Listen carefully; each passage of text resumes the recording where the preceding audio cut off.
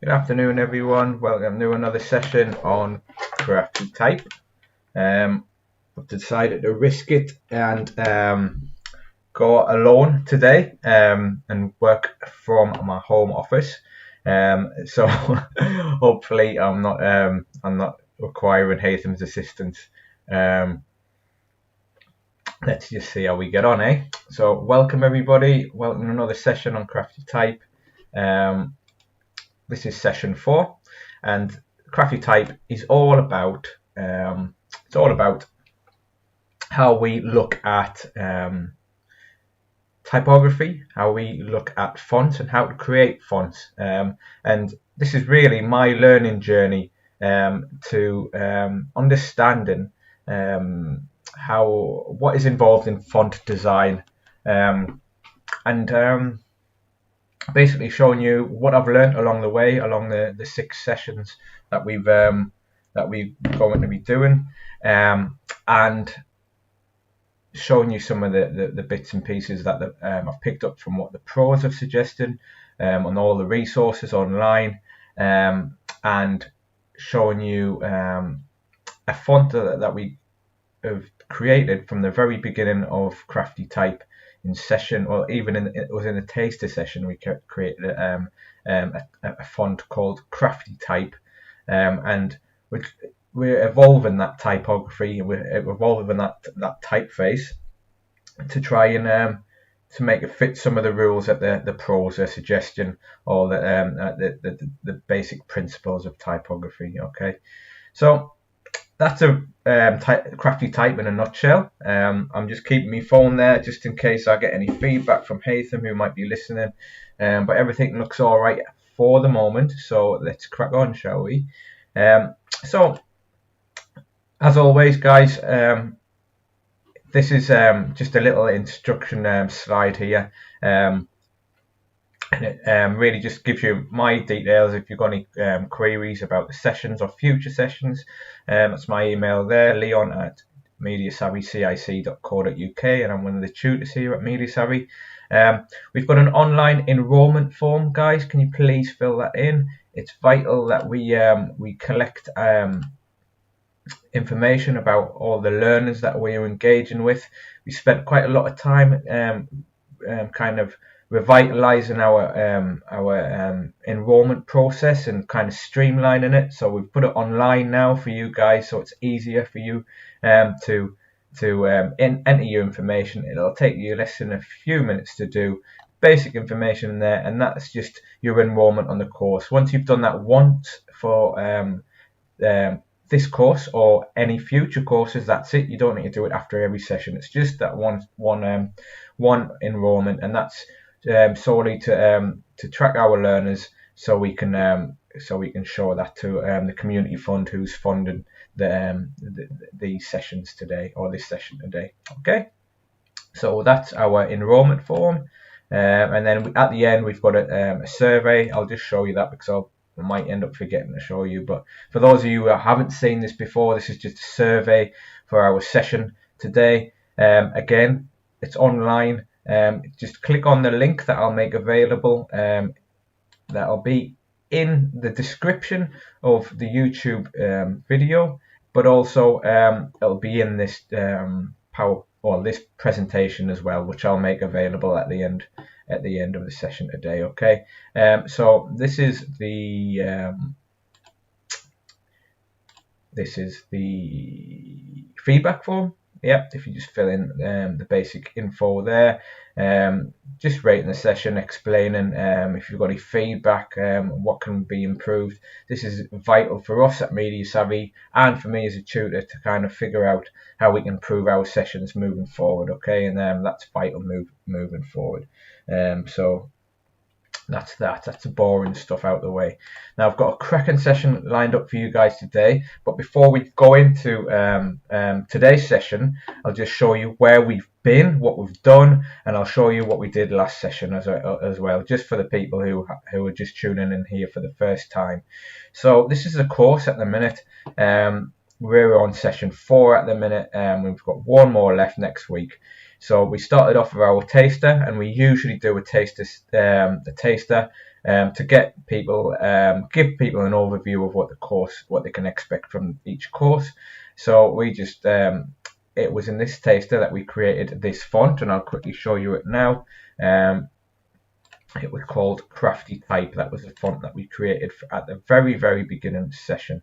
Just quickly show you that now. Teaching Crafty Creatives, Crafty Type, and I think it's in here.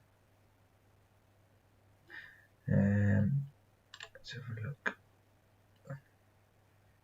Here we go, photos of whiteboard. So we basically we started the taster session by looking at a few of the listening to a few videos, looking at the fundamentals of typography and font design. Then we set away a task of writing the alphabet, repeating some of the letters, just so we get the letter that we're happy with, and just writing this on a whiteboard. And that's what I done live on the session. After that, we took a photograph of that, brought that photograph into the computer, opened it in Illustrator, and then we digitized that photograph and these letters, which we later learned the letters and shapes in typography are called glyphs. And we ended up with something that doesn't look like that, but it looks a bit like, trying to find the most, this one. It looks a bit like this. So we traced them using an automatic trace function in Illustrator, and then we start separating out the alphabet, okay, to create our font. And then we explored over the course of the next few weeks. We explored some of the basics, more basics about typography and what makes good font design and what makes bad font design. And then we looked at the different ways that we can create our own fonts. And for me, as a creative individual, my interest doesn't really lie in the most technical. So this is really probably a lot better for you guys, for the new starters to typography, because I hunt out and I'm attracted to the easiest ways to do something. So I found a few cool different methods to create your fonts from scratch, very easy. And I've showed you those throughout the course of the last few sessions. Okay. We looked at the importance of guidelines in session 1. In session 2, some other ways, some different methods, online methods of creating your own fonts. Last week we looked at typographical layout, okay, and that's where I got really involved and really invested in a layout of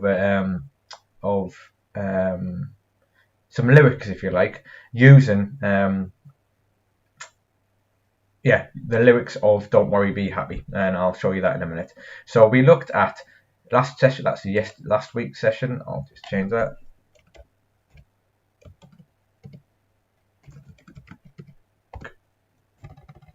So we looked at parent fonts. We looked, oh, just hit me funny bone. It's not funny, is it? We looked at parent fonts. We looked at the space around the fonts as well. Sorry, the space around the glyphs or letters. We looked at alignment, color, and visual hierarchy. Okay, to come up with something that looked a bit like this. Okay, which was we started off with the Don't Worry, Be Happy lyrics, which we just literally took from the internet. That was the original, with a font applied to it, by the way. This is in Illustrator, but it was just the default, whatever was set up, whatever was there in the font selection when I opened up Illustrator. Then we looked at hierarchy, so creating kind of separating out the most important bits of text or information. So we created a title here, and then we looked at font pairing. So we looked at changing, getting two different types of fonts and setting them together.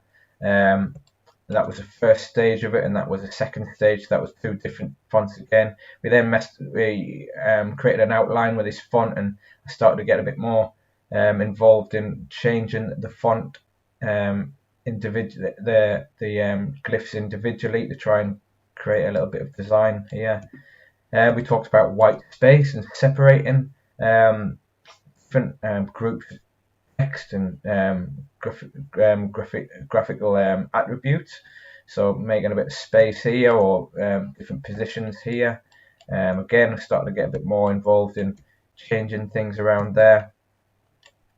Then we looked at alignment, so left alignment for the top bit and then central alignment there, and moving things about and playing around with white space there.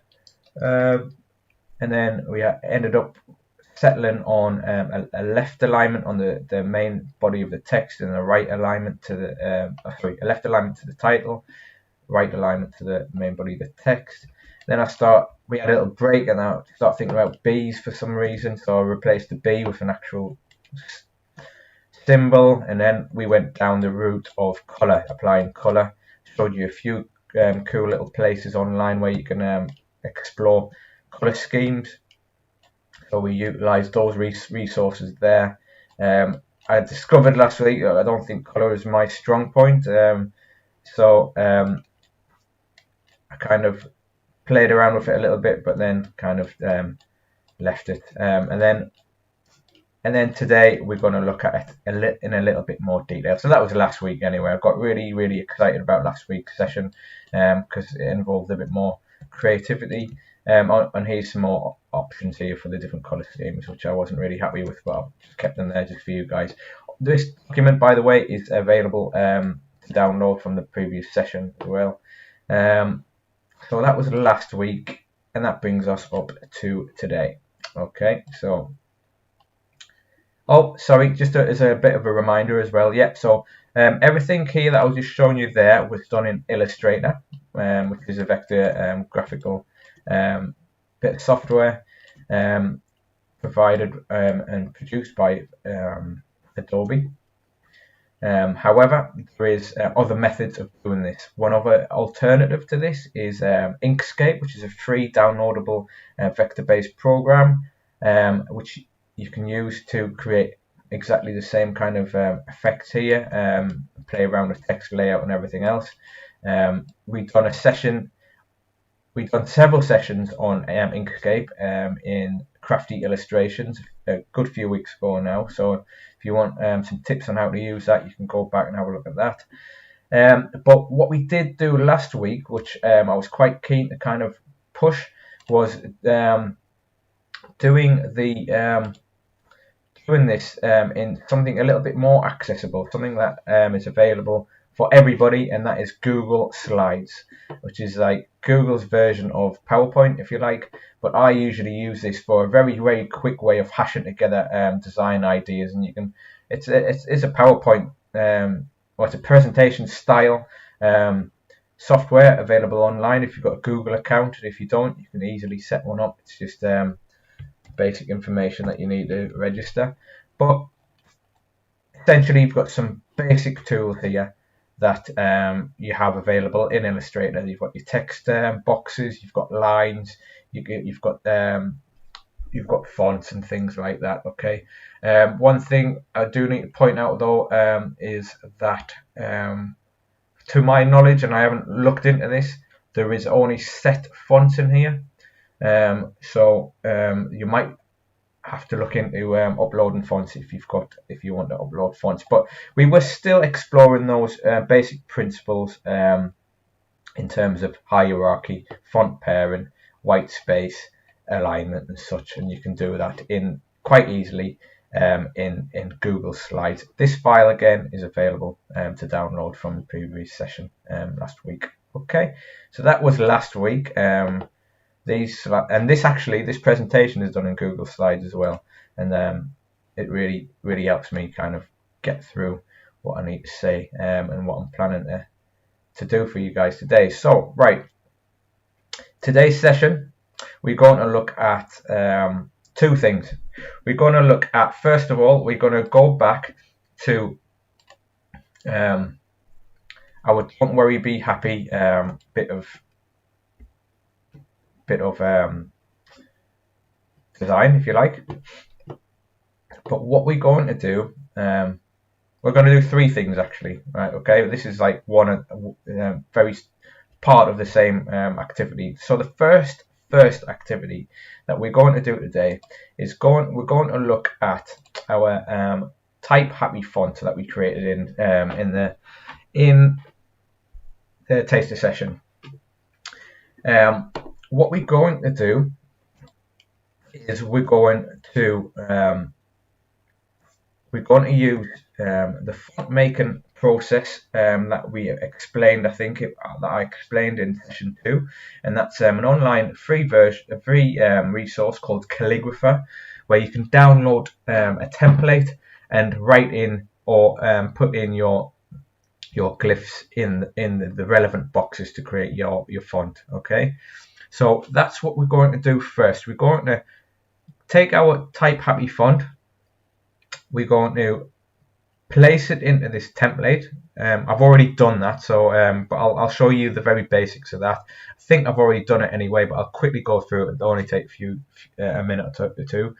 And then what we're going to do after that is we are going to let's have a look. We're going to adjust some of these fonts, some of these letters, and I've highlighted some of the letters that we're going to tweak. And then after we've done that, and we've got a full alphabet from uppercase A to Z to lowercase a to Z, I'm going to show you how we upload that again. And then we are going to then use that in our Don't Worry Be Happy kind of leaflet or design that we done last week. I've already done it here, but we're going to go through this process, and I'm going to explain a few little tweaks that we're going to do along the way. Okay, so that's where we're at today. So let's get started, shall we? Right, so the first thing that you need to do if you're using Calligrapher is go onto the Calligrapher's website. Okay, now I love Calligrapher from exploring the various different methods of creating your own fonts. I fell in love with Calligrapher because it was so simple. Okay, and I haven't really returned back to any of the other methods because this is the best method that I've found to quickly get something done. Okay, so what does that look like then? So you go on the Calligrapher's website, you create your own account if you haven't already done that, and then what you do is you go to create a template. Click the little link there, and then all the basic things, all the different templates come up on the left hand side. Okay, so here's the basic English one that we want, okay, which has got your alphabet from A to Z in both upper and lowercase, and then you've got some of the basic common punctuation marks here. Now we're not going to use punctuation marks today unless we've got a bit more time, but we're just going to keep them in the template for now. One thing I do need to point out is that I've done my funny bone again. One thing we do need to point out is Calligrapher, the free version of Calligrapher, only allows you up to 72, I believe, 72 glyphs, or like individual. I'm calling these glyphs. So every punctuation mark or letter, okay, we're calling them glyphs. So 72 of those. So you need to be selective if you're wanting to use more and more symbols or punctuation marks. Okay, so that's what you need to do. You need to download it. So click download. You can download it in either PDF or PNG. I use PNG. Why do I use PNG and not PDF? don't really know. PNG is quite a common file, image file, and that's there isn't any kind of world ground shattering, earth changing reasons why. I just default to PNG. Okay, but I'm sure you can get away with PDFs as well. So you download it. I've done this a few times now, and then that will be in your download folder. Okay, for some reason, and I'm not sure why, but it doesn't appear in my downloads folder, and I don't know why. And I'll show you that now. I'll go to my downloads. There, my downloads folder is empty. Okay, so this is in some kind of temporary file. So the way I got around that, and if you have the same problem, all I do is right click on the image, save the copy. Okay, oh sorry, save the copy as, and then save it to the relevant place that you want. So I've already done that, so I'm not going to bother going through that again. Okay, so then what we need to do is we need to go into Illustrator. Okay, now where are we at now? And when I say Illustrator, this is what I'm using. If you don't have to have Illustrator. You can use what else you can use Inkscape. Inkscape is the alternative, so you can use that as well. If we get a bit of time,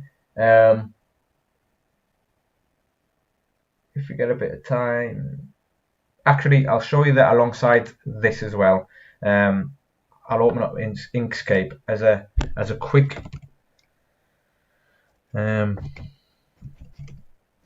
demonstration of how we can bring that into Inkscape as well, just so you've got a good understanding. So I'm opening up Inkscape at the minute, but this at the minute, what is here, what you're seeing now is this is in Illustrator. This is Inkscape now, so I'm gonna create a new document. Now my go-to package is Illustrator, so I'm not as fluent in Inkscape, but I know the fundamentals and I can get around it. But if you're looking for a free vector-based program and you're looking at seriously explore graphic design, Inkscape is the one that you want because it's free. Okay, so we need to import the template from that we downloaded from Calligrapher. Inkscape's just taking a little minute there. Go to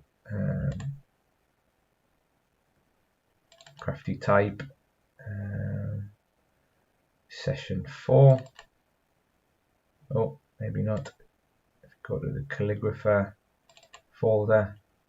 This is just on my computer, and we're going to download that there. Okay, or import it, shall I say? We're not downloading it. Okay, you're going to embed it or create a link. I'm going to embed that. So the difference between embedding it or creating a link, embedding it, you just put in that image straight in there. Okay, if you change that original image that's sitting in that folder somewhere on your computer, if you change that, if it's embedded, it will not.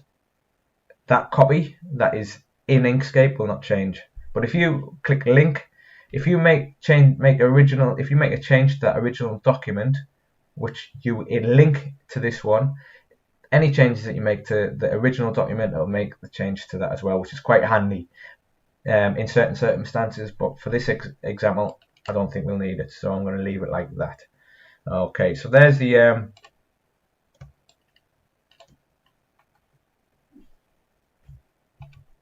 there is the there's the template.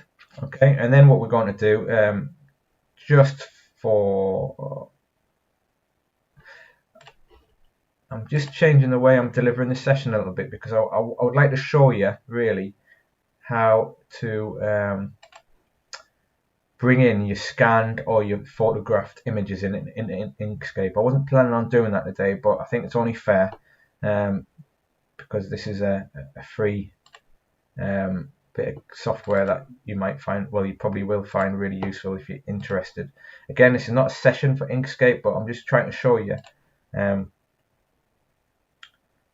how you might want to go about doing doing what I'm going to show you in a little bit more in depth in Illustrator. Okay, how you could go about doing that in Inkscape. So there's the what I've done is like the template, I have imported the original bit of artwork that we took a photograph from the whiteboard, and this is the photograph of that. Okay, now in Inkscape, this is where I'm going to shoot myself in the foot. There is a trace function, extensions, object.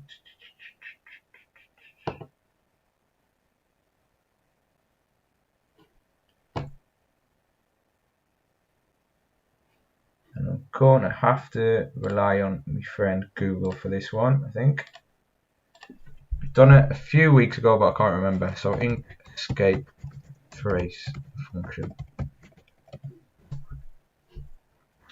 So import it, you've got a path trace bitmap, right? Okay, that's great. And don't think the most renowned designers, thinkers, or whatever, don't think they do not use Google or a search engine when they don't know the answer. Okay, this is probably one of the best in my generation, at least. It's the best tool to find an answer out in seconds. So don't get stuck if you're struggling for an answer. Use it. That's my, one bit of advice. So we need to go to File. We need to go to Path, Trace Bitmap. Okay, and then I'm gonna hopefully press Apply. Okay.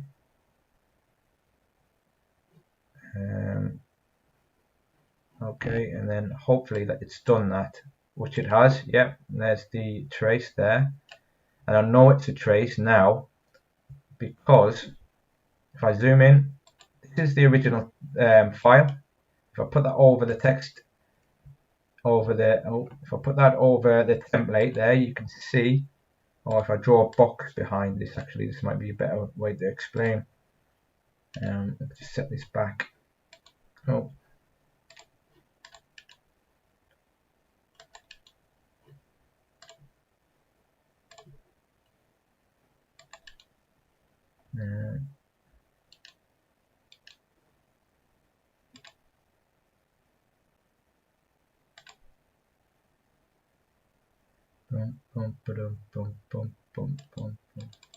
There. Okay, so this is the imported original picture that we brought in. Okay, and you can see that is the original because this box here, which I've put behind it, it's picking up the white space, the white background that the letters were drawn on. Okay, so I'm going to delete those. Don't need those anymore. This is a traced. So get rid of this. This is a traced because if I put that behind the text, and I'll just drop that down one, the white space is gone. So this is the vector. This is the actual graphical trace of that image. So then what we need to do, I'm not going to go into any more detail than this now. I'm just going to maybe select one of the bits here. I'll break that up.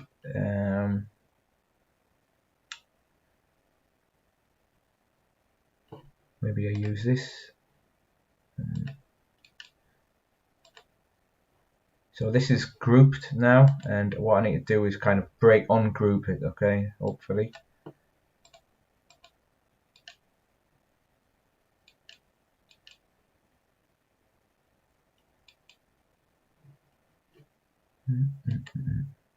Let me just check one more thing quickly. Trace bitmap, stroke to path. Let's see.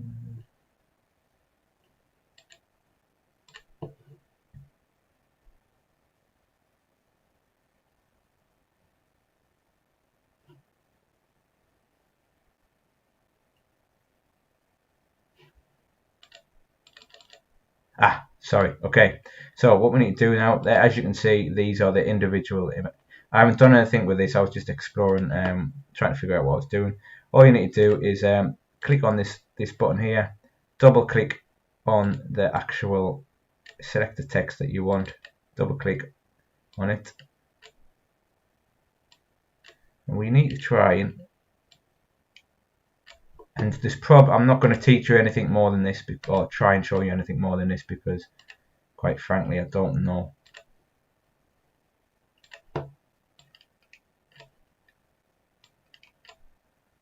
Let me just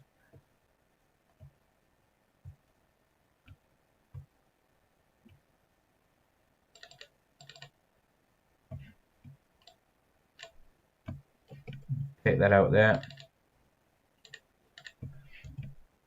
What I've done is copy and paste that. Okay guys, I've used that tool there to select the letter that I want, select around it, click Control and Z to copy it, or to remove it, to cut it, and then paste it in on a separate thing. Now there's probably millions of different better ways to do it than I've just shown you, but that's how you do it. Okay, and then you start placing the individual letters in the individual boxes. That's it. I'm not going to show you anything more because I'm going to waste the rest of your hour and a half fumbling my way through Inkscape. Okay, but don't let my poor instructions of Inkscape kind of deter you from using it. Inkscape is a really powerful tool. It's just my knowledge is fairly limited in using it. Okay, I'm a bit more proficient in Illustrator, but you can. What I'm trying to demonstrate is that you can use Illustrator or Inkscape to achieve the same thing. Right, so I'm going to get rid of Inkscape now. Hopefully I've got across that message. I don't need to save. Okay, let's go back to Illustrator now. Back in my safe spot, nice warm little safe warm bed. Right, so where was I? That was it. Okay, so we've brought in, we need to bring in the template, and it's exactly the same way we did in Inkscape. So you go File, and instead of import, we have a place function in Illustrator. As you can see, I've already done this, but I'm going to show you again just to refresh your memory. And then it's going to bring up the folder, the search folder, and there's that template there. Okay, you press that, click place, Bob's your uncle. Okay, and that's it. I'm going to remove that for now. Now, in Illustrator, I've got these artboards set up, and we've covered artboards in previous sessions, but essentially they're different pages, or different boards that you can use to create different designs. Okay, and what we've done here, if I just move that out of the way, there's a template, there's the artboard. Okay. And that's it. I'm going to talk you through I'm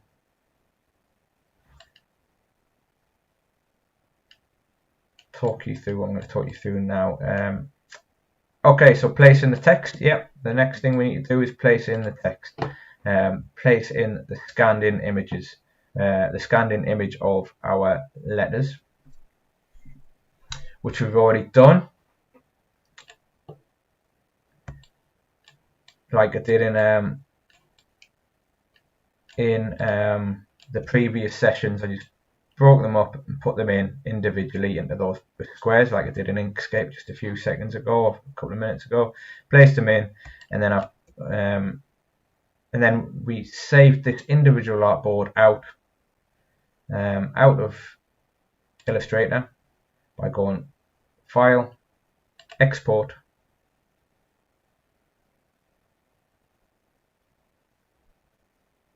Computer's running a little bit slow today. And then you export as a JPEG. Choose a specific artboard you're working on. So if it's this one here, this is artboard 1. So make sure you click 1 in there, save it. And then what you would do, we've done this, we've covered this before, that's why I'm being a bit quick and flashing through this for now. and then you would upload it to Calligrapher's website. Okay. However, when we did this originally a few sessions ago now, we just done the capital letters. Okay.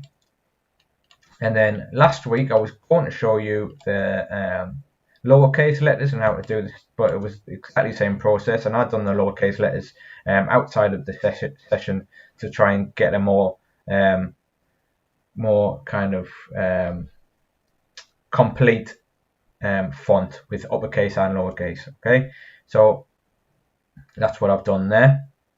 But to save yourself, if you do it this way, the way you see it in front of you now, you do an uppercase page, you do a lowercase page. You'd have to export each page separately, upload them separately, and then you'll end up with two separate fonts that you would have to download onto your computer. Okay, which is not a very tidy way of doing it. Okay, Calligrapher. And the reason why I showed you this originally was because I just wanted to quickly show you how it was done. Okay, just using the alphabet from A to Z. Okay, I didn't want to do the entire uppercase and lowercase because it would have bored you to death. Okay, so Calligrapher allows you to download a more combined template, which of that, which you can see here. It's the one that I've just downloaded. So it's got the alphabet from A, uppercase to Z, and then lowercase to Z, and then a few bits of punctuation that you've seen. Okay, right. This is where we get to a little bit more involved maths. I found this really useful, so I'm going to show you. Okay, so when we started off a few weeks ago, we started off and we put all those letters or glyphs into the irrelevant boxes. We were quite happy with that, and we were quite chuffed that we ended up with our font. Absolutely brilliant. And the same process again outside of our sessions to do a lowercase font. Realised I needed a full one page, which we're going to go through now. However, the single page with both uppercase and lowercase letters or glyphs, the boxes are a lot smaller. Okay, and to save yourself an awful lot of time,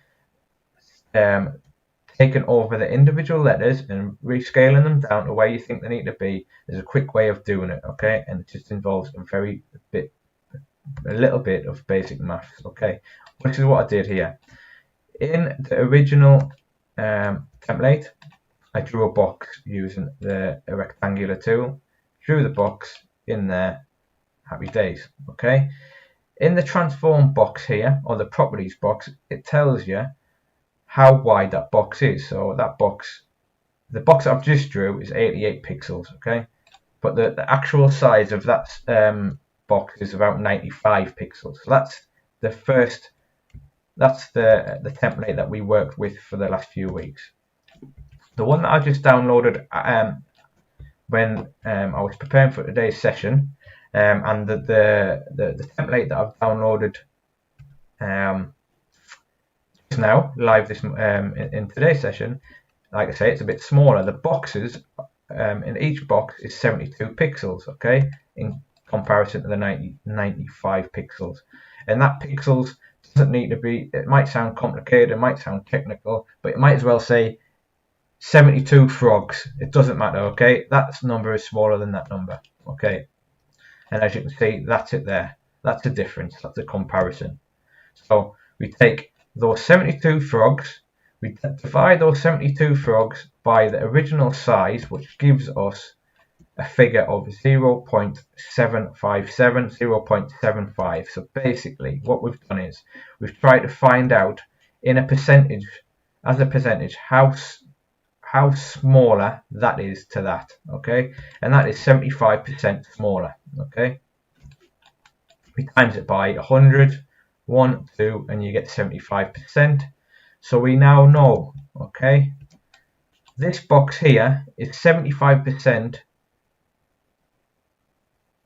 Am I explaining this right? It's not 75%. This box here is 25% smaller than that one. Okay. Is that correct? Am I correct? Yes, it's 75% smaller. Okay. No, it's 25% smaller. Fighting with myself today. Okay, this is 75%. The blue box there, which is 72 frogs, that's 75%, that's 100%. Okay, the difference is 25%. I'm not going to go on any maths because I'm boring myself, but hang with us for a minute. So we know 75% is the size difference. All we do now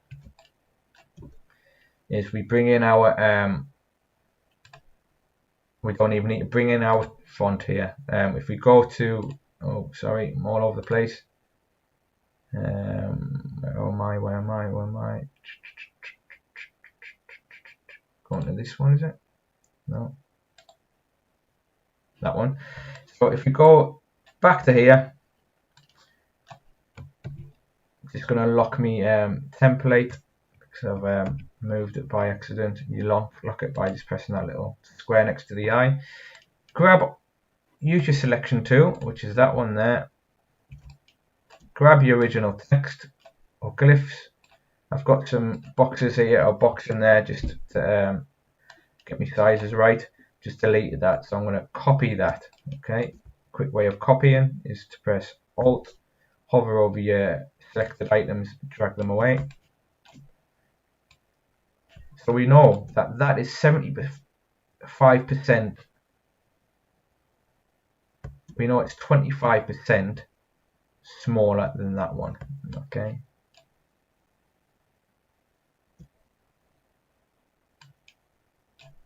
I'm gone a bit silent because I think I got my maths wrong. Maths is right, but I think I'm explaining it wrong.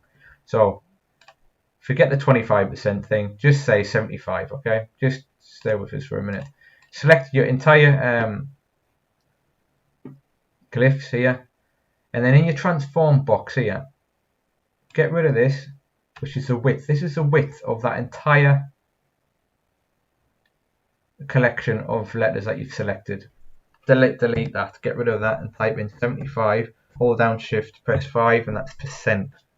Okay, that reduces it to the right size difference between that box, that template, and that template, that box, and that box. Okay, and if I haven't confused you and you followed me and you just do the maths, and you are not like me and you need to know exactly why things are the way they are, and if you just follow this process and do what I've just said, that letter should be exactly the same as should have been reduced to the same size of the box. Okay, then you can just drag them in, put them in place. Happy days. Okay, so we've got all our letters in there, glyphs. We've got our glyphs in the right boxes. Okay, and I've done that before the today's session for you, just so I didn't bore you any more than 2 weeks ago. So I haven't really explained in depth where I've put these, but again, in a quick explanation, that's your baseline where everything sits. Okay, the bottom line there is for the tails or for the lowercase letters there. So everything sits on there on the baseline, which is this one, and then that one there is the line for where the little tails of the lowercase letters go. Okay, so looking at the first highlighted image letter, which is this L, I think this is quite a lot thicker, which it is, than that M, that K, and the other letters there. So what I'm going to do is I'm going to just reduce that a little bit, but you can't reduce this whole size of it because it needs to stay in this to this size, but I just need to take down the thickness of it. And the way I'm going to do that is by pressing Object, and there should be a contract function there, or an expand function. So you press expand. We don't want to expand it, but we want to contract it. So my thought process is, if we press expand,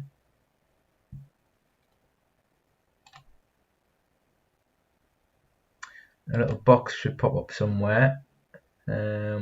I don't know where that's gone.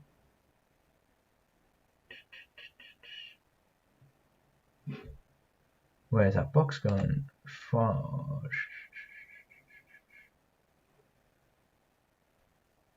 Object, expand, keep your eyes peeled.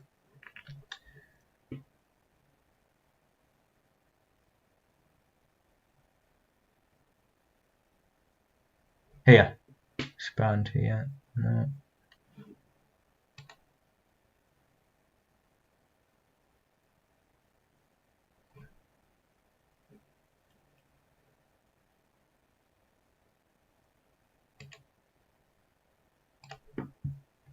I'm having a few little issues here with me toolbars. Let's have a look. Image, appearance, actions, align.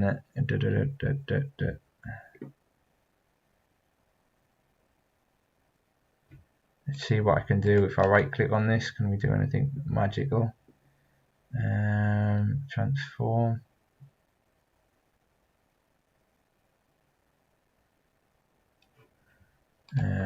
Let's go to my friend. I'm probably missing something really simple here, but we need to expand or contract that, and I can't seem to find where the box is that I need to be looking for. So let's just quickly go to Google, Illustrator.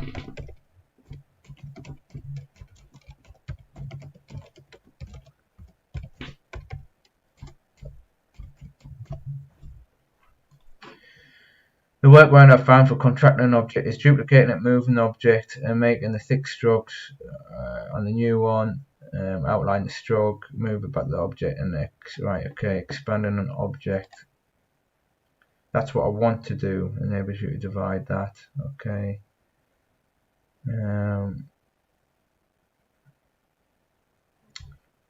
But it's not allowing me to do that.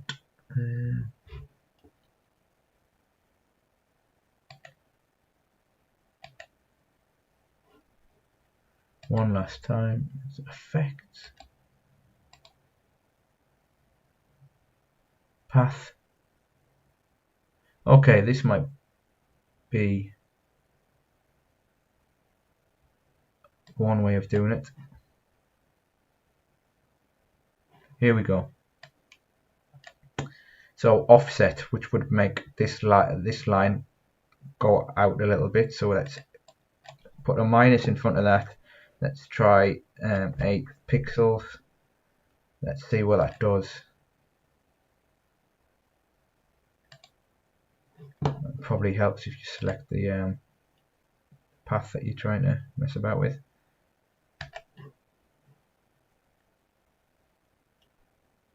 Let's try -8.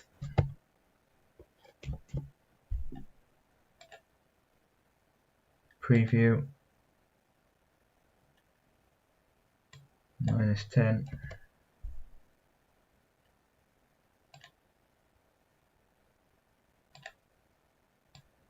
Let's say 10.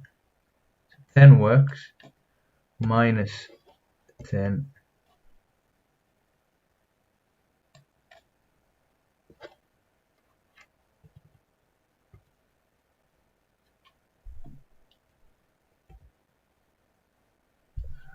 Okie doke. Okay, there's more than one way to skin a cat, so they say. What I'm going to do is this is a really long way of doing it, a long-winded way of doing it, but I'm going to just do it for now because I can't figure out how I should be able to expand that. So what we're doing is we're creating a duplicate. We're going to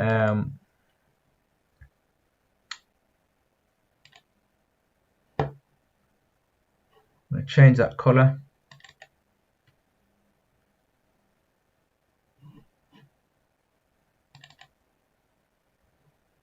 Just so you can see what I'm doing.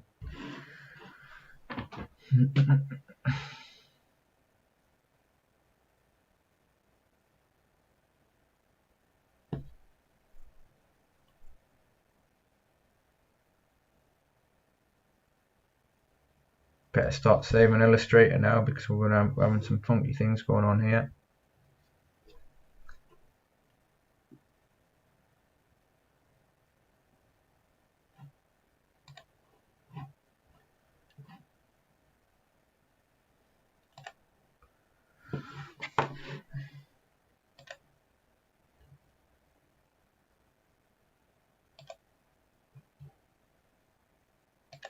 And I believe, ladies and gentlemen, we are crashing. Right, okay, hopefully this is sorting itself out. Come on, Illustrator, you can do it. Go on. We might have to wrap up 5 minutes early for our half session break.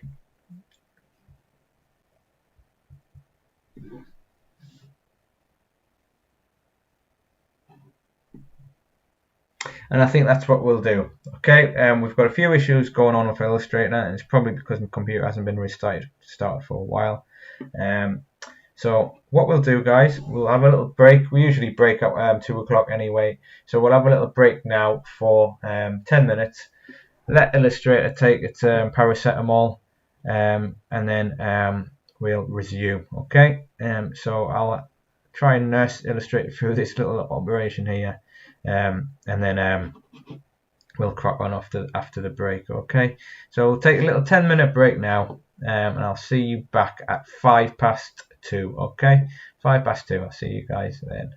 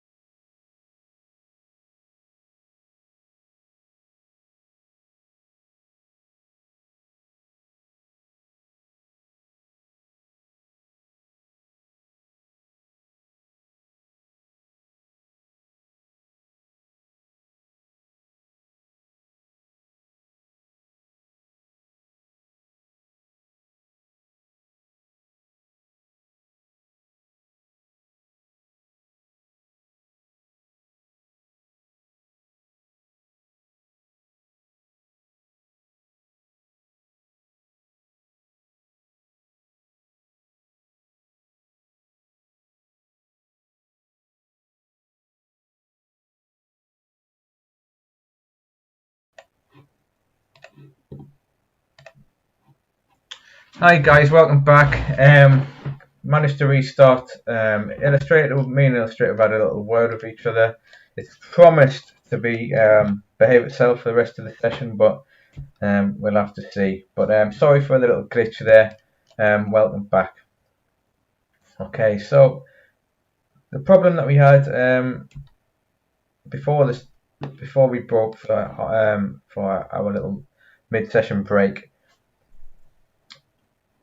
The problem I was having with this L was this L here, the green one, was I thought it was a bit too thick in relation to the other uppercase texts, uppercase letters, okay, or glyphs. So what I wanted to do, and my instinct was correct. However, I was going about it the wrong way. It's not expand. I didn't need to do that. I need to go path, offset path, okay. And I brings up this little box here, and then you can preview the offset, and we want to give this a minus pixel, so we want it to shrink instead of expand and offset that way. We want to offset it in that way. Okay, clicked OK, and it creates a second copy, and I'll undo all that because I've already done it with this blue one, and as you can see, that's a lot better thickness than the one we had before. So there we are with that. Okay, so we've sorted that L out. I'm just going to use my color picker there to make sure it's black, and then we're going to go around the little letters that I struggle with at the minute because they don't look right. Okay, so we've done the G. As you can see, the blue G is the one I've just done now. And what we've done here was just brought the belly of this G down so it touches the baseline, because that's where it needs to sit. Okay, so I'm going to get rid of that. And how we did that, well, I'll show you on the next letter.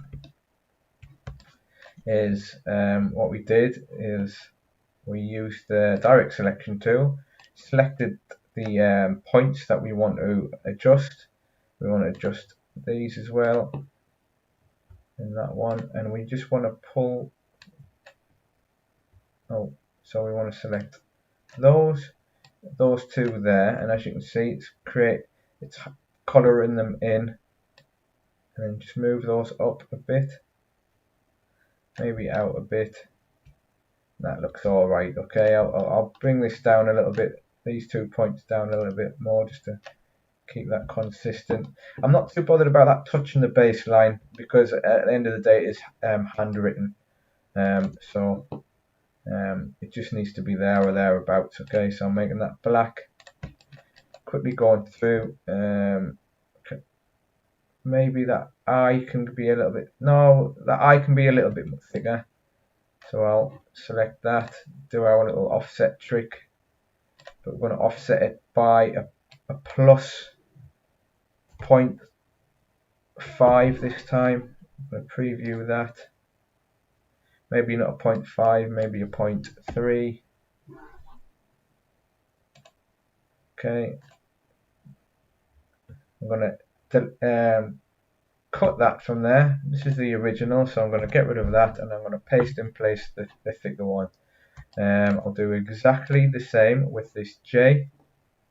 Offset, object, path, offset, path, and we're going to do 0.3 again. That's how thick it's going to be. We're happy with that. I'm going to cut that, delete the original, paste that one in place, and it's a little bit thicker. Happy with that. The bottom of that J though needs to touch the bottom here.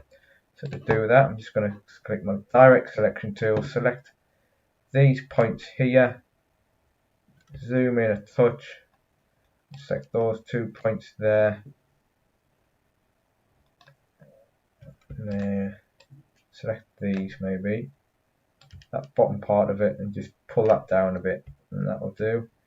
Do we want that top to sit there? Maybe not. It looks alright the way it is, so I'm going to keep it the way it is. Get that G, just going to cut that, select it, make that black. The P, we'll need to do exactly the same with the P. The L is probably a little bit too thick, And the K, the top part of the K probably needs to come down a touch.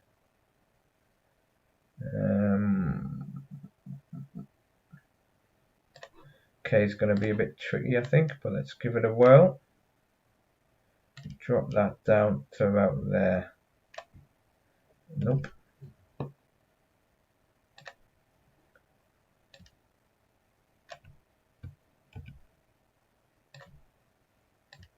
All I'm doing is selecting a few different points and adjusting it slightly. I'll drop that down separately now.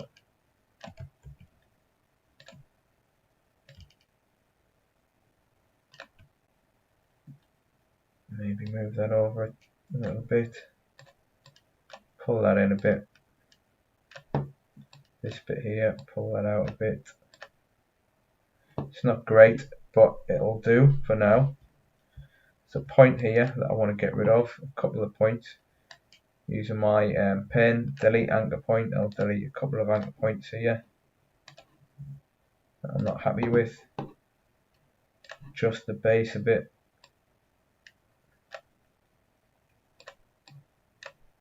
Just drop that down a touch. I don't want it to touch it because I want it to be a bit more organic, but in this here, that's not a consistent thickness, so I'm going to pull that out a bit more. In fact, I'm going to get rid of that anchor point altogether because it's causing a bit too many issues. That's probably a little bit better. And there's probably an anchor point in there somewhere on this bit of the K. Well, that'll do. Okay, that L, reposition that there. Get the top bit of it and just drop that down so it sits on the top there. Before I do that, I'll get rid of a few anchor points that we don't need by pressing the minus. Here we go. Pull that down a touch. That's better. And then let's get rid of some anchor points here.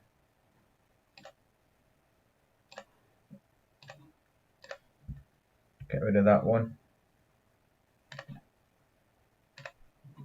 And then we'll just pull that out a bit.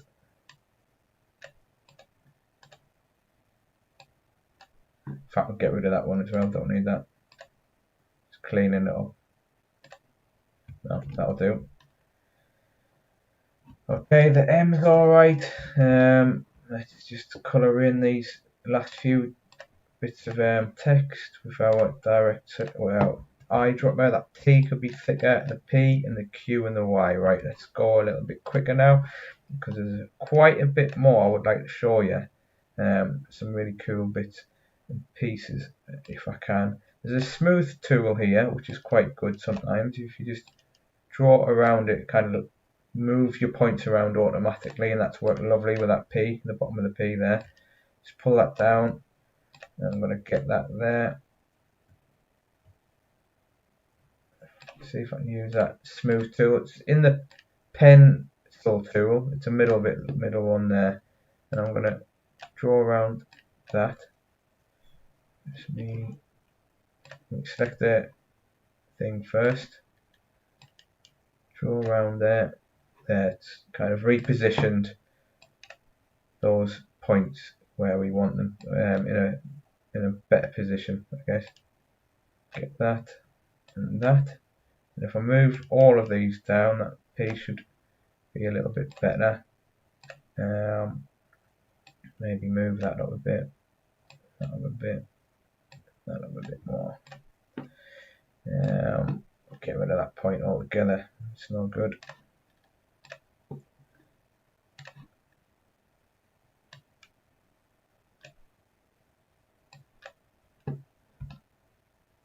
And I'll get rid of that point up there, and I have to stop myself now because I overdo it, I think.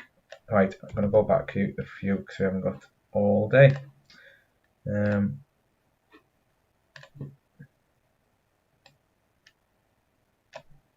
That might do it. That'll do for now. Maybe put one point in there.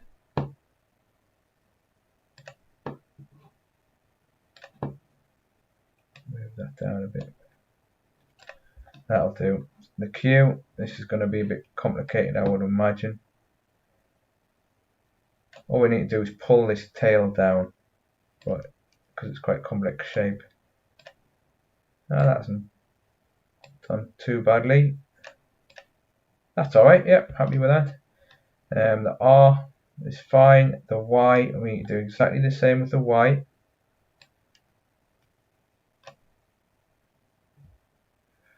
Got a moth flying in my face here. Hopefully it won't land in my mouth when I'm talking. Oh, what's going on here? Right, we've got a point here we need to remove.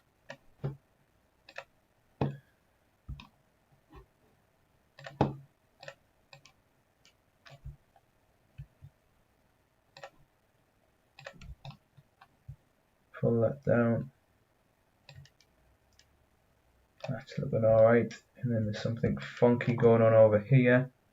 If I get rid of one of those points, that might sort that out. So basically, guys, this is a really good, a really good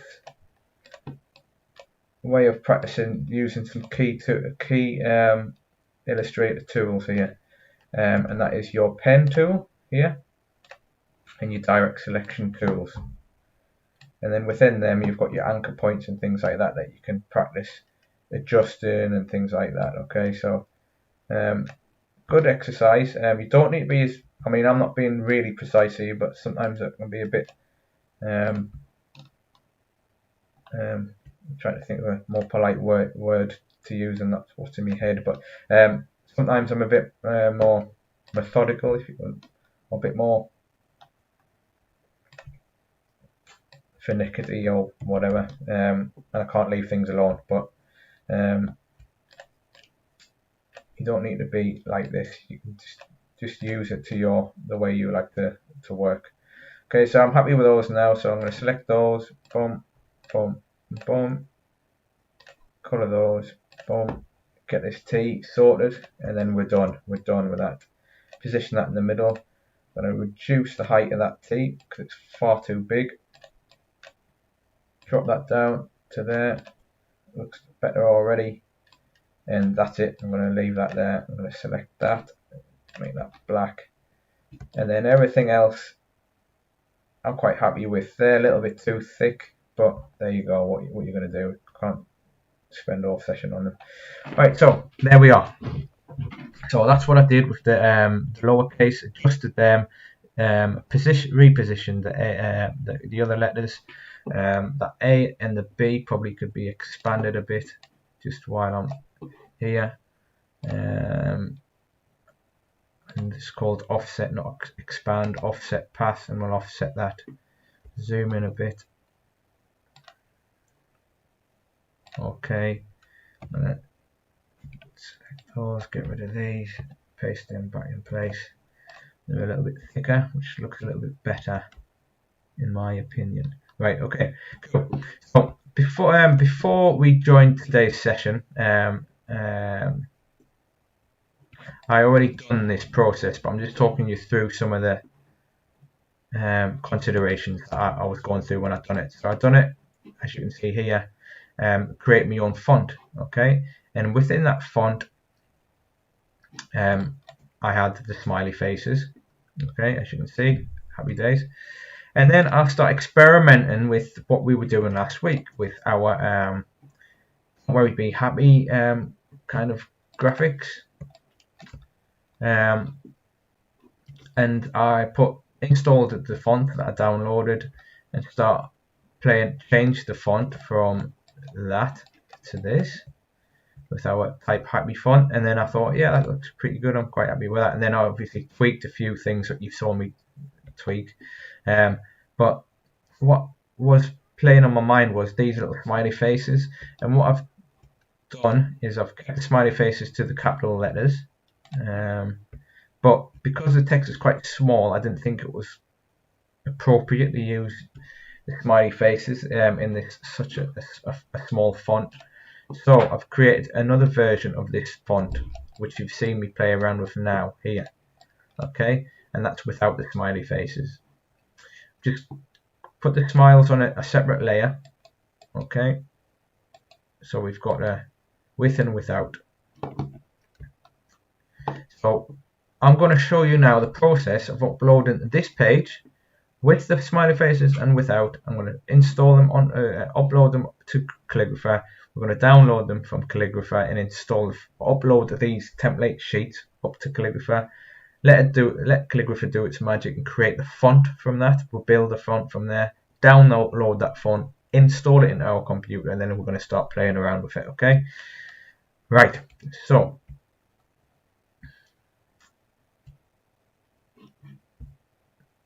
I'm just gonna. This artboard here is artboard 5. Okay, and what I'm going to do is I'm going to move this artboard 5 over here. Unlock my template. I'm going to move it over there. Quickly save this bit here. I like to work on a linear process, so I'll have that start in one place and just work my way along, and then pull things off if they want to compare them. But I'll kind of work my way along that way. Okay, so this is without, and then this is with the smile. So I'm going to start with the smile. I've done something wrong already. Okay, let's go back one. There's the smiles there.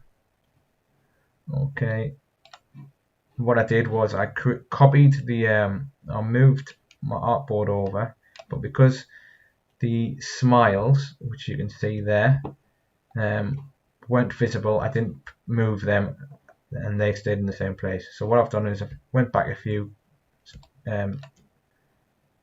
steps, made my smiley faces behind the capital letters visible, and then moved them along. Okay, right, happy days. So this is artboard 5, copy 4. So what I'm going to do is I'm going to go to File. I'm going to export this one page, not all of the pages, just the one page. I'm going to go to our Sessions 4 folder. I'm going to keep that Calligrapher Type Happy. I'm going to call it Type Happy without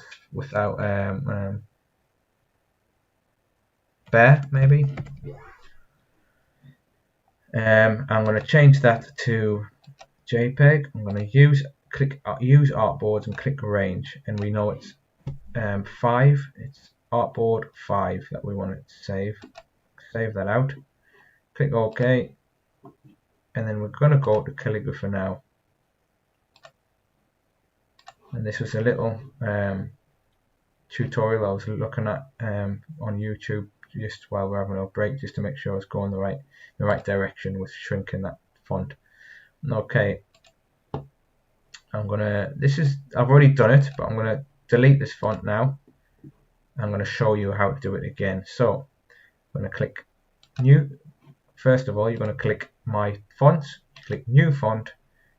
This is just setting your font size and the spacing and all that. I haven't played around with that much. I'll just click save. I'm going to call this Type Happy Bear, and that's bear because it doesn't have the smiley faces. We're going to upload that template. We're going to okay, so you click the upload template button, click choose file, and then we're going to go to Session 4 folder. That's where we are at the minute, and then we should, there's a bear one there. So if we click on that, click upload or open, okay, and then upload template. What it'll do is it'll process it all, do its magic, and then separate those individual characters or glyphs out into the relevant boxes. Click add characters to your font, which we want to do. Okay, and then what we want to do is build the font. So click build font, type Happy Bear, that's what you want. Click build, sorry.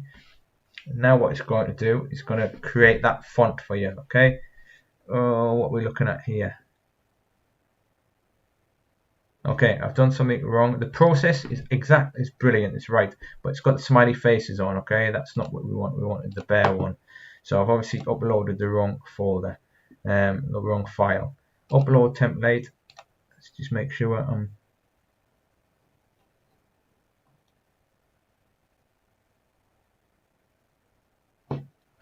Let's go back to Illustrator for a minute. That's what I've done. Okay, I've called it bear, but I didn't remove the smiley faces. That's no problem. Okay, so what I'm going to do, just for ease, is I'm going to go back in it.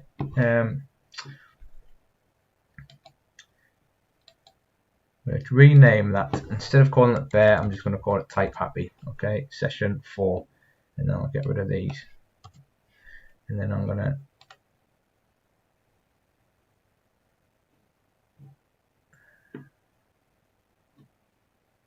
so that's the one. Okay, we're going to upload that one. This is just the normal type happy one with the smiley faces. Okay, upload. This should have the smiley faces. Which does, brilliant. Add characters, build your font, build.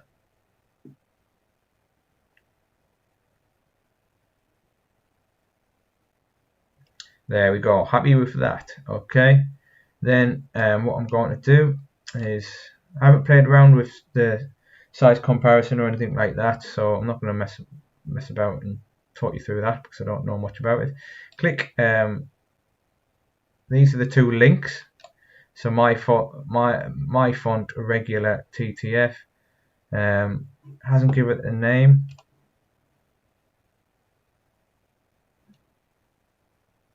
Okay, I'm going to delete this again. We're going to go through that process again because what we want to do is create a new font, and that's what it is. Type happy, we're going to call it.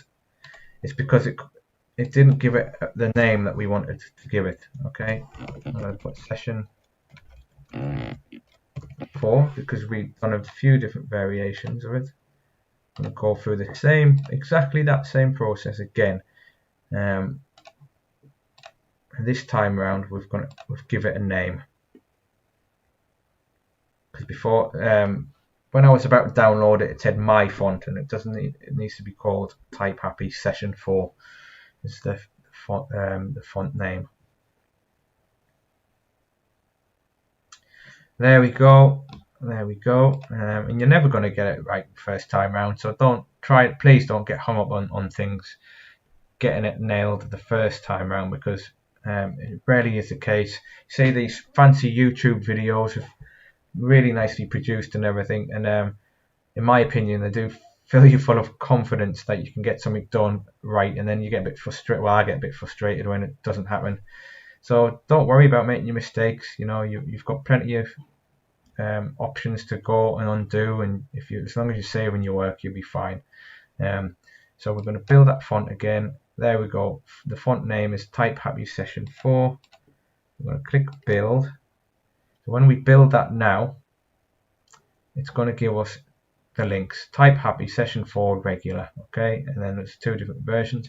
The TTF one works fine, and then there it is there. It's downloaded in our download folder.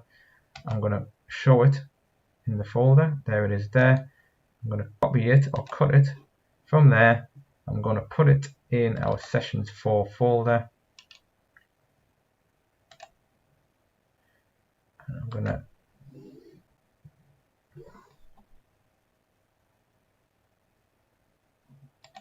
get rid of that one. And I'm going to install that. Okay. So all I'm doing to install that font is right clicking, install. Okay, so now if you go into Illustrator or any word processing, any program that has got a word processing function, I'm going to use this text here to demonstrate. Now I'm going to pull a copy of this text down here. I've done something wrong. Use my selection tool there. There's our text.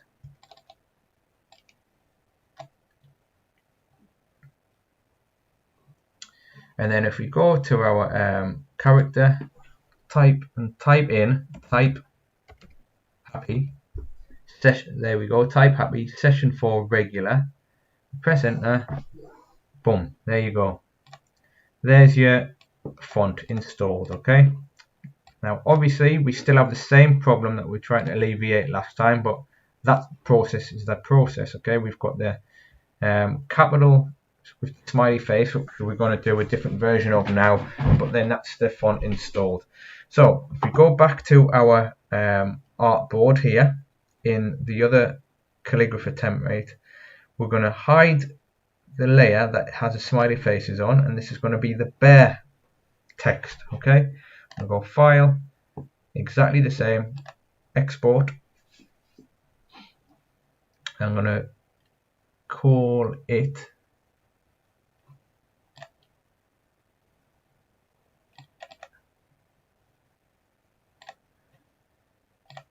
Calligrapher template, type happy, and I'm going to call this one bare because we know now that we can see that we've removed the smiley faces. I'm going to call it bare. I'm going to click Artboard 5, save that out. Okay. Now if we go to our Calligrapher thingy-me-bob website, I do believe that you can't do more than one font at a time in Calligrapher on the free version. Okay, so with that in mind, I'm going to delete that now because we don't need it. We've already downloaded that font onto our computer. Okay, we've already downloaded it. We don't need to worry about keeping it in one place. Okay, so what we're going to do now is delete that font. Delete that's fine. We're going to upload a new template which we've just created in Illustrator, and then we're looking for the bare one, which is that one. Click OK. Click cancel. Sorry, we're going to create a new font, aren't we? That's what we need to do. Create a new font. We're going to call it Type Happy Bare. Save. Then we're going to upload our file. Remember, we didn't do that last time either, and that's what was causing the naming issue on the file when it came to creating the font. Upload the template.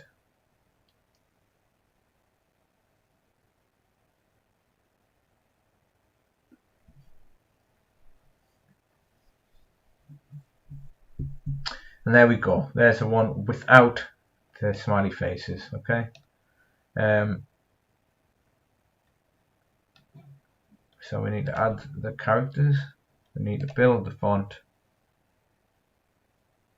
Bare is the one what you want. Build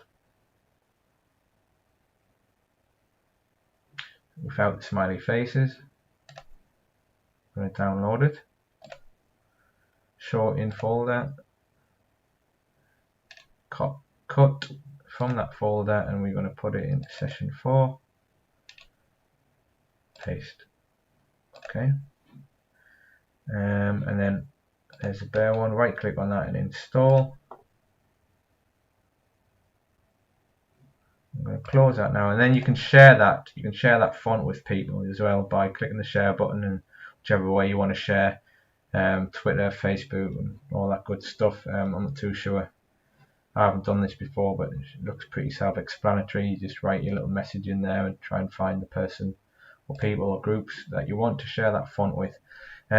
Okay, so we've done that now. We've installed that bare font, and if we go to here now, and if we change this font now, we select all that text, and I'm going to type in there in my characters in Illustrator, type happy bare, click enter, and there you can see that we do not have the little smiley faces now, which is what we wanted. Okay, so that's where we want to be. So what we've done is we've tweaked the glyphs, we've tweaked the letters for our type happy font, which we created many weeks ago in session in our taster session. We've put it in position based on the things that we've learned over the last few sessions in terms of putting them in line with baselines, having the overshoots, what they call like the curved text, they're called overshoots, and they need to go over the lines. And we've applied a few more bits of theory. The tails here, you need to hit the bottom there. The base of each, all the letters need to sit on the base line. Okay. And we've just had a general look at our text.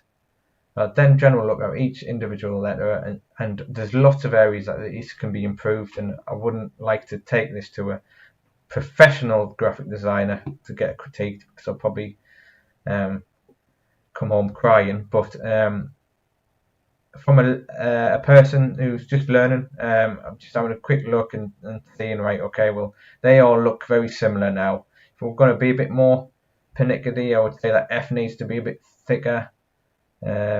Maybe the bottom bit of the J, that L's probably a little bit too thick now.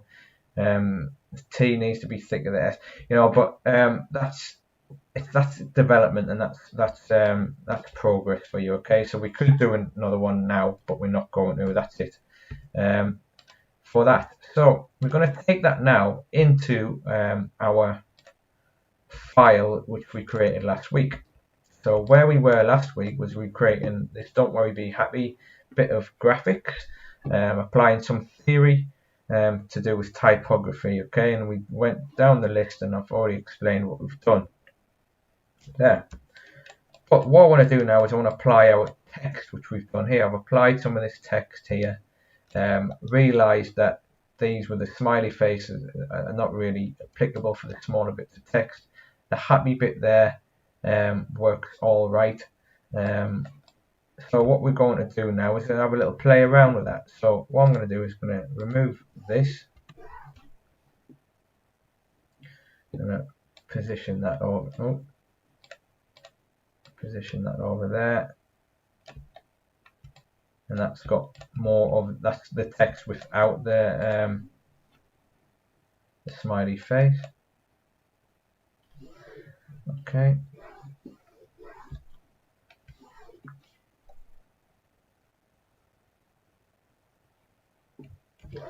And I guess this is the last incarnation of that. I was going to make that a little bit smaller, put a little smiley face on the end to try and make it look a bit more nicer, I guess. Let's see if we can do anything with the uppercase there. H-A-A-A-P-P-Y. Is that going to do anything to our... No. I don't know. No, I don't like that, so I'm going to leave that the way it was. Now there's one thing I would like to do, maybe, yeah, is I'm going to try something though. It's just in my mind, looking at these colours. I do like the colours, but I don't think they work. So what I was going to look at doing quickly was putting a gradient on here. And let's have a look at the gradient here. I'll rotate that around a little bit, and what I want to do is take that colour. I'm going to select that orange there. Oh, I always get confused when it comes to gradients. I'll put that. No. What I want to do, let's take this swatch out.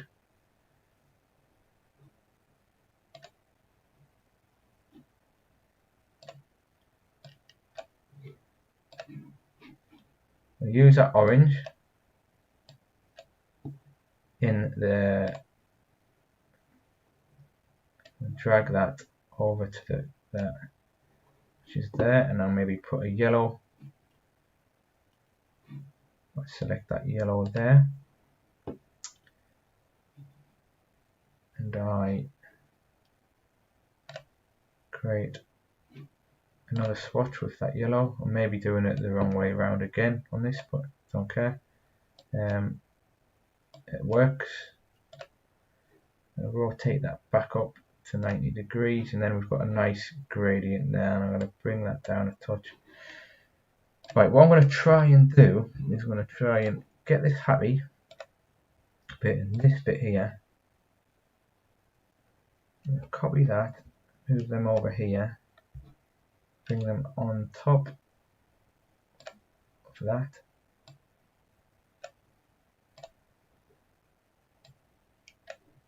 I'm going to try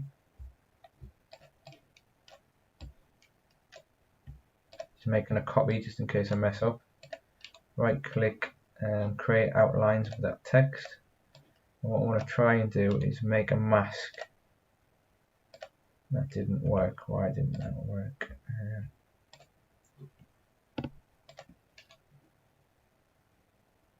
Group that. Okay, I'd say another better way of doing it. It's probably it. Let's just quickly try something. Make clipping mask. No. There is another way of doing it, which is going to be this way, I think. No. Let's use our friend again, because I know there's a really simple way of doing it. I think it's to do with clipping masks. And I just want to make that gradient of the text. Illustrator, how to make text objects.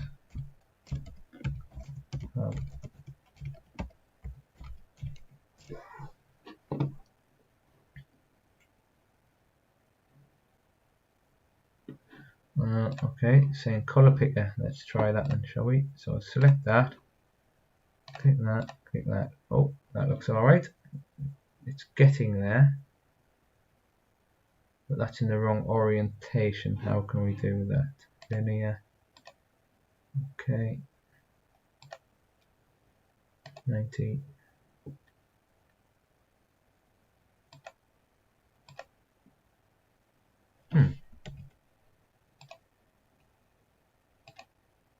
There, that'll do. Move that down there.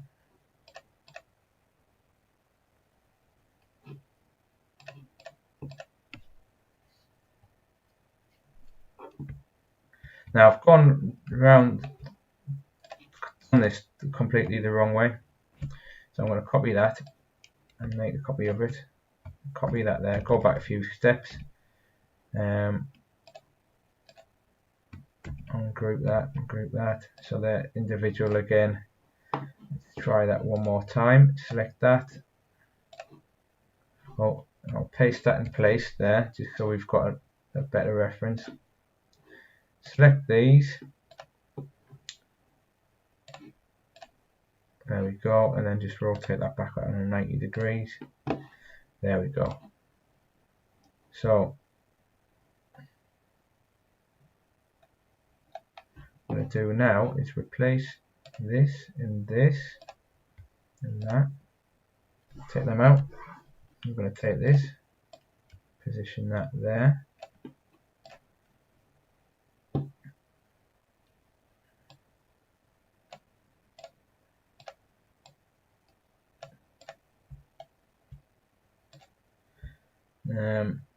Maybe do something like that. I don't know.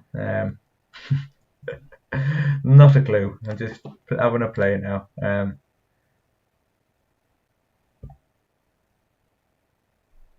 Oh, we missed the head off, didn't we? Of the... Anyway, that's that. Okay.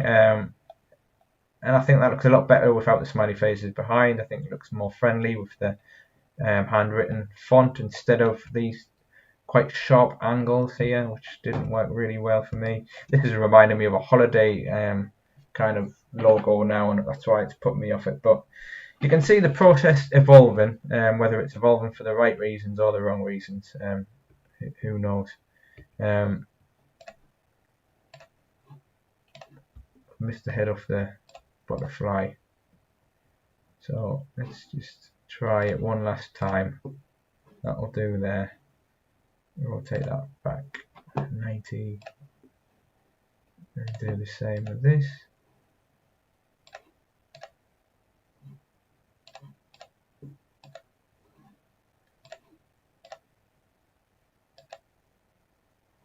This needs to be no lines. There we go. Okay.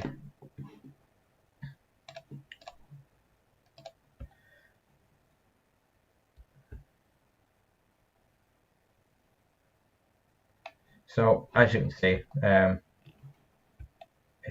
it's evolving. Okay, and I like the text, but I'm not too sure about the gradient. I was just trying to play around with it a little bit. Maybe we could have something like a bit bigger here in the background, like a bigger version of this. Just a part of the wing or something like that. Take away that smiley face, put that in the background, send that back.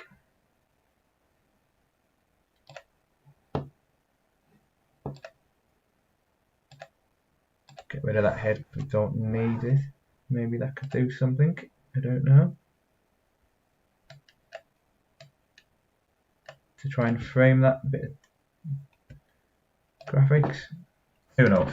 But as you can see, you can keep on playing and playing and playing with it. Okay, so I'm going to stop there because I'm going to get carried away like I did last week. So that's where we are with that. We've created our own font, another incarnation of our Type Happy font. We've created two versions actually, a bare version and without the smiley face, and one with the smiley face. All those will be available to download. Right guys, there's one cool thing I really want to show you before we finish for today's session. Let's quickly go back to our presentation. Okay, there's two cool things I want to show you. Okay, there's one alternative to Calligrapher, which is Microsoft Font Maker.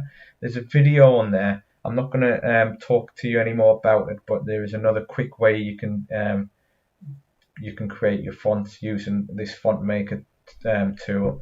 Have a look at that video, see what you think. This is one thing I want to show you. I came across this a few weeks ago when I was preparing for one of our sessions, and this is called Pattern Monster. This has got nothing to do with our Type Happy font now, but I was thinking of other cool ways that we could mess about and make our own fonts that are a bit more like we've got a bit more we've got more patterns to them and things like that. So I came across this thing called Pattern Monster, which is a free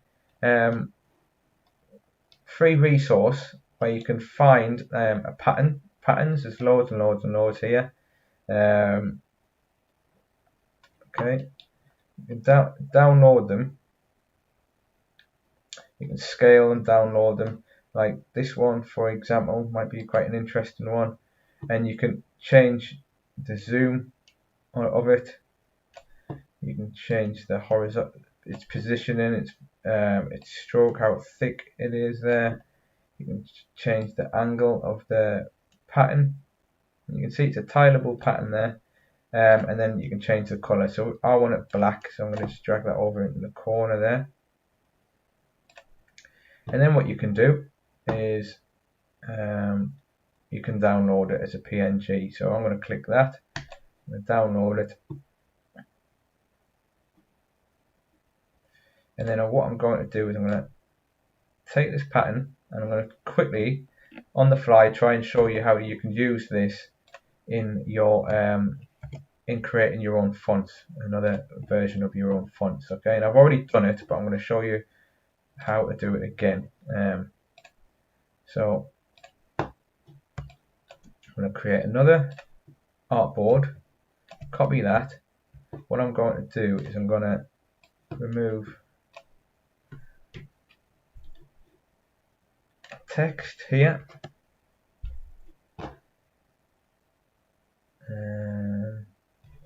I'm going to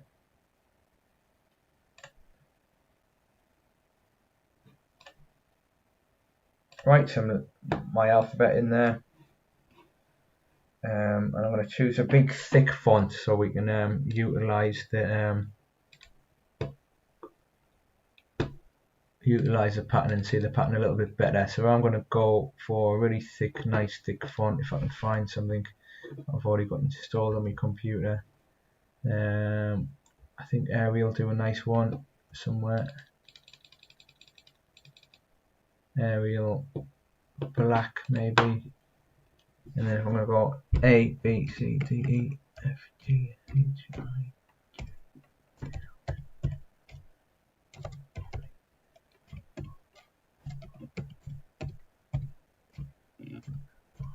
Z. Okay, I'm going to scale this up so you can see what I'm doing. There we go.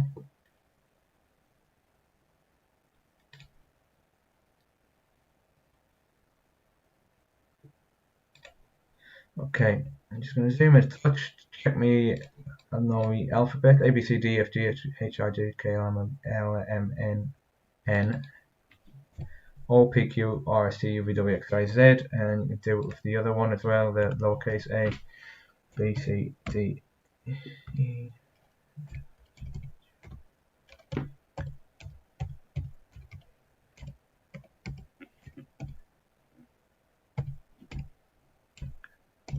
Okay, and I'm going to do a few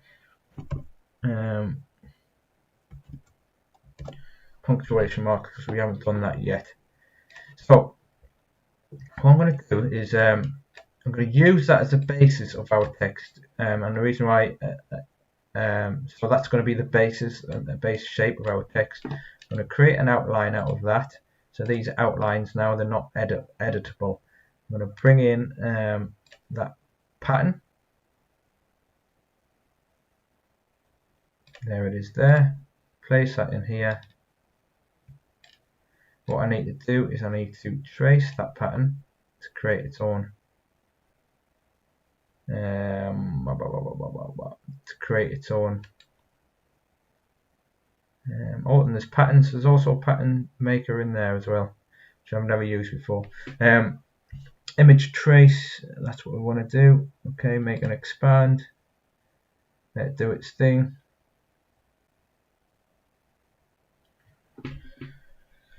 And while that's doing that, I'm just going to have a quick look at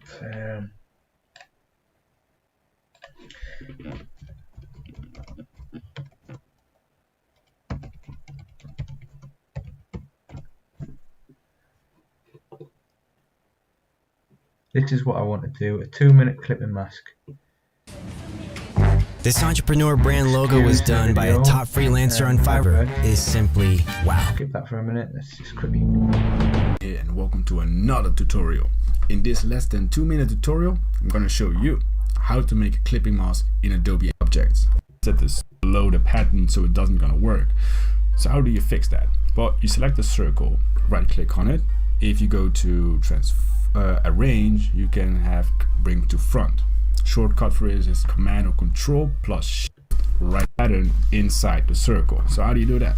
Well, first of all, select both things. So you select the circle, hold Shift, and select the pattern. The two ways of doing this. First of all is go to Object and go to Clipping Mask and Make. Shortcut, I'm a big fan of shortcuts, is Command or Control 7. So Command or Control is just that on the right. You can find the pattern and you can bring the colors back. And here we go. You can just, if for example you want to make a rect. Okay, so basically a clipping mask is what we're going to try and use if we can.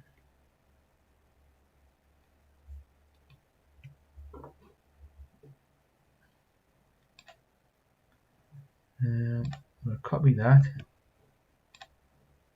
put that in there just for a minute, safe place to put it. Undo this, and I'm going to take my text, position my text, put that in front of the pattern, and what I'm going to do is maybe increase the text size. Oh, I can't do that now. I have to scale up the text a bit more. Okay, and what I want to do is going to create a clipping mask from the text, from the pattern. The object is very complex. Let's go for it, shall we? That didn't work, did it? Okay.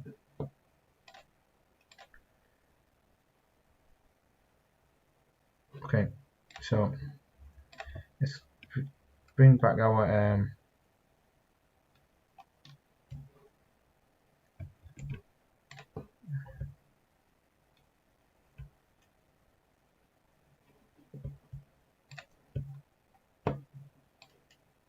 take that out, cancel.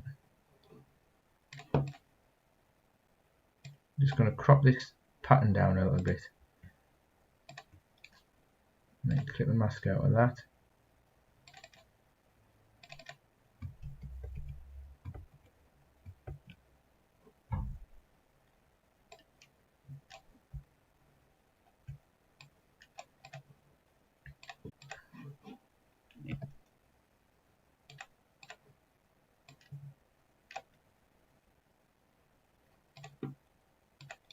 Send that at the back. What I'm trying to do is trying to create a clipping mask out of this pattern, so it looks a bit like that. So you could write in your font that looks like that. Now let's see if this works. It doesn't work. Okay, that's one other thing I need to do. Quickly try. File, let's trace it because I haven't traced it properly. Make and expand. Let's make a trace of that so we convert it to an actual vector file.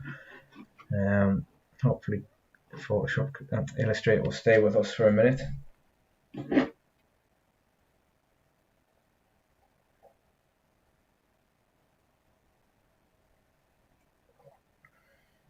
It's quite a lot of lines on there, so we might be pushing it a little bit.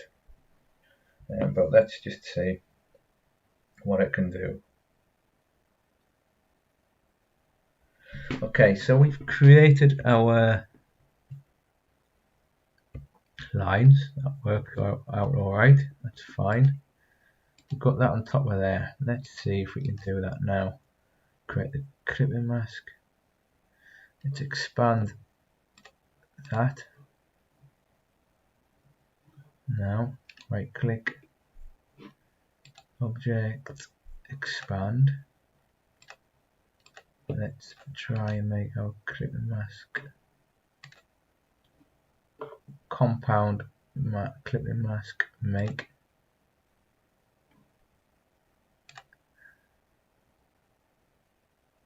Okay, let's not do that. I'm going to try another way. We've made our,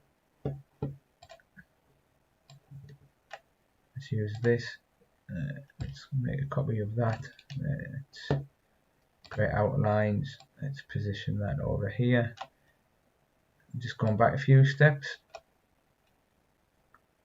Let's make that a bit bigger. And what I'm going to try and do now in a different way is I want to cut one from the other.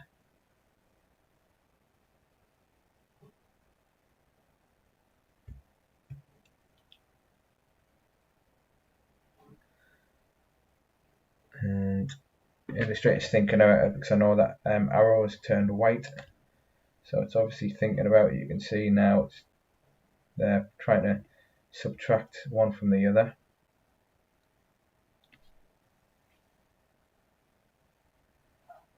Should have done something a little bit more simpler.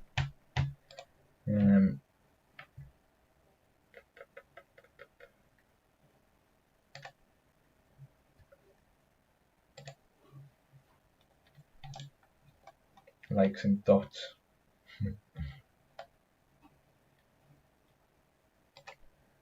Let's try. I'll try these. If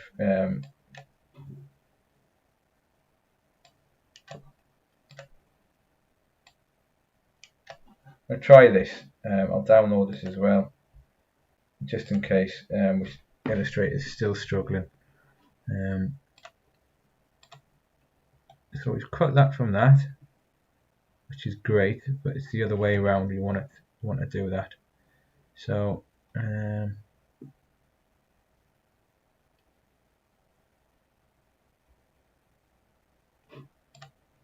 let's hold that thought. Let's go to File, Place.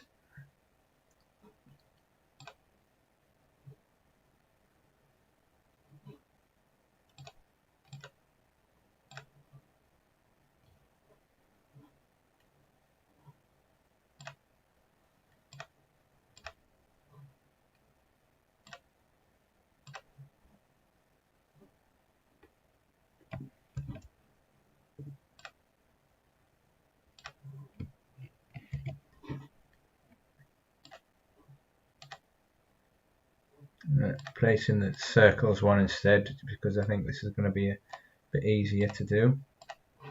We'll trace that one.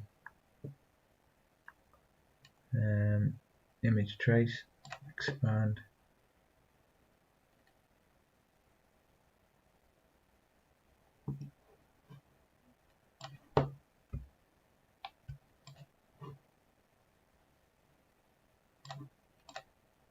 Get rid of the white text this time.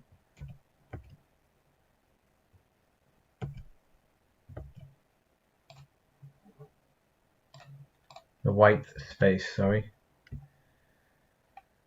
And let's try doing it one more time.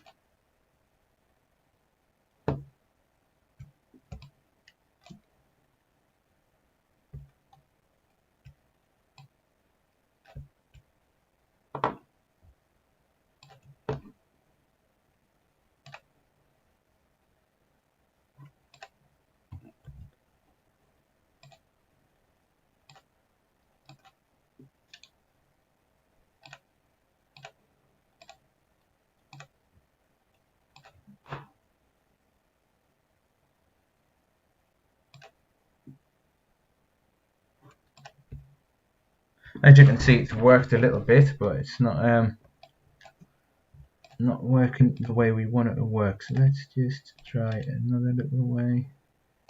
Object, clipping mask, make. Okay, let's try it.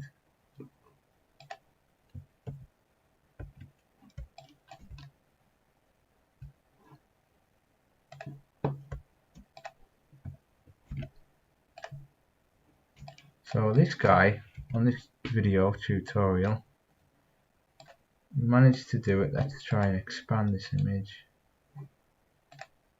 Let's rasterize that image, shall we? Maybe that might work better. Bring that over. So I've done about 5 different ways of doing this now. Just desperate to try and show you how we could go about making a clipping mask. It hasn't quite worked, so we might have to leave it there for today's session. Let's just quickly revisit his video.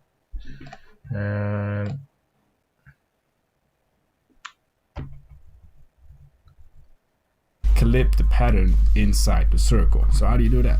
Well, first of all, select both things. So you select the circle, hold shift, and select the pattern. The 2 ways of doing this, first of all, is go to object and go to clipping mask and make. Shortcut, I'm a big fan of shortcuts, is Command or Control 7. So Command or Control 7, and it's clipped inside it. As you can see, the color of the circle is just vanished, like vanish action. So we're gonna bring that back. If you go to the layers panel on the right, you can see there's a clip group. If you open that up, you can still see the ellipse, the circle, and the pattern. If you select the circle by clicking the dot at the back over here, you select it, and you can bring the colors back. And here we go. So this is pretty much what you want. If you still want to edit the pattern, you can just select on it, and you can just resize it. You can just move it around, and that's what you do. If, for example, you want to add another thing in the clip group, you can just select the clip group. You can, for example, make a rectangle right over here, change the color to, let's say, red, and you just move the layer inside the clip group, and that's it. We kept it well under 2 minutes. This is how to make a clipping mask in Adobe Illustrator. If you're looking for a more in-depth tutorial, look in the description below. I put one over there as a present. It's free, I swear, don't worry. Hope you learned something today. Around, and that's what you do. If, for example, you want to add another thing in the clip group, you could just select the clip group. You can, for example, make a rectangle right over here, change the color to, let's say, red, and you just move the layer inside the clip group, and that's it. Okay, guys, so I'm not too sure where I've gone wrong here, and I can't figure it out. So what we're going to have to do there is leave it there for now. I have got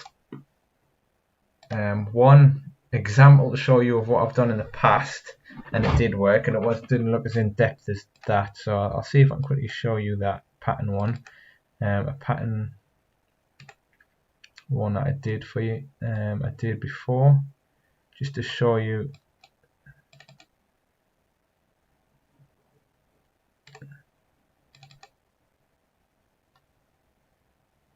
It's probably not even. It's not there. Okay.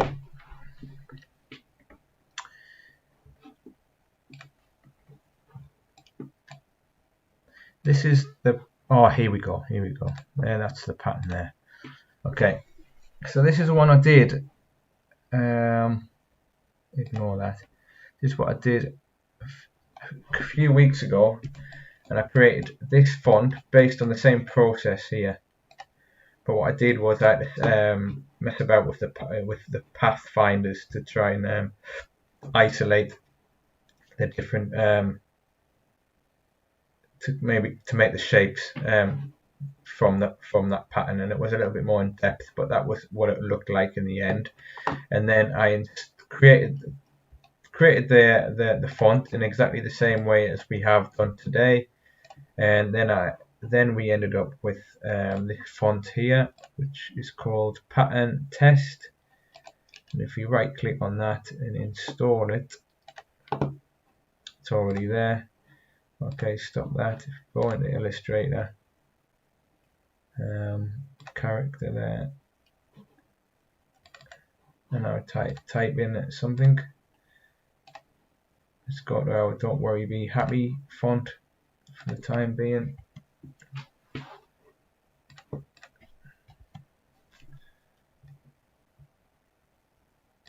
I'll copy this down there and change that to pattern.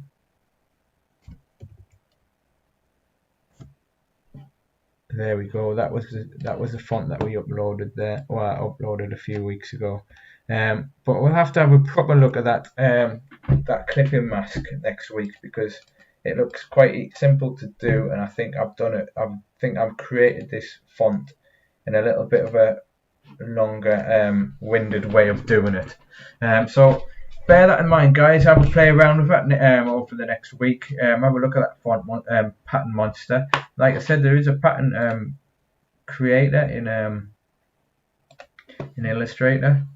Not quite sure how it works, but have a play around with it, see what you think. Here's me just playing around with it now. See, so you can. This is pretty cool. So you can create your own patterns just by drawing these shapes in here.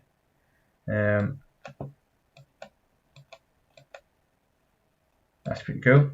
Have a play around with that, see what you think. But that's about it for today's session, guys. Sorry I got stuck along the way, but that's the nature of the beast when we're learning, and that's the way we've got to go with things, I think, especially when we're learning new processes and things like that. Okay, but we've learned some really cool things today. We've downloaded, we've got some really cool files to play around with, which I'll make available on our YouTube channel, and I'll put a link in the presentations to show you. Sorry, I'll put a link in the presentations and in this presentation here with all the relevant videos and things like that you can go and explore a little bit more. These are my notes of a few weeks ago, which I would have been probably a bit prudent to read that as I was trying to work my way around the issue. But that is the type glyphs or letters. So have a look through this if you're interested in creating a pattern on a font with patterns in it. Have a look at that pattern maker in Illustrator if you have that. I'm sure Inkscape might have something similar as well. And that's it for today's session, guys. Thanks very much for tuning in. Have a good weekend, and join us for our final session on Crafty Type next week, where we'll have some surprises because I haven't quite prepared for that yet. So tune in next week, and we'll see how we can round up that this course. Send us an email if you've got any input, and I'll try and include that in the next session. Or please fill in the survey. That the link is available in the presentation and in the YouTube channel. Okay, guys, have a good weekend. Be safe. Watch what you're doing. Okay, be happy. See you later. Goodbye.